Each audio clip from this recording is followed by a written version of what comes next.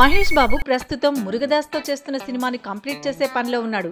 చకచక ఈ మూవీని కంప్లీట్ చేసి ఫ్యాన్స్ కి పెద్ద ట్రీట్ ఇద్దామని ప్లాన్ చేస్తున్నాడు. ఎందుకంటే మహేష్ ప్రీవియస్ మూవీ అయిన బ్రహ్మోత్సవం బిగ్గెస్ట్ ఫ్లాప్ ని చవిచూసింది. అలాగే మహేష్ తో మురుగదాస్ మూవీ అయిపోగానే కొరటాల మూవీ స్టార్ట్ అవుతుంది.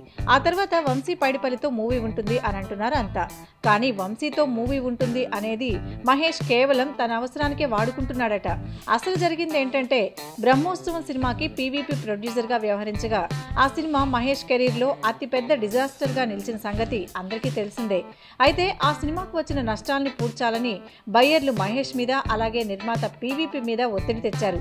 ఇందుకోసం నిర్మాత పీవీపీ మహేష్ ఇద్దరూ కలిసి డిస్ట్రిబ్యూటర్లను కొద్ది రోజుల పాటు సైలెంట్ గా ఉంచేందుకు పీవీపీ బ్యానర్లోనే మహేష్ హీరోగా వంశీ పైడిపల్లితోనే సినిమా ఉంటుందని, అలాగే ఆ సినిమా రైట్స్ బ్రహ్మోత్సవం బయ్యర్లకే ఇస్తామని ఆశ చూపారు.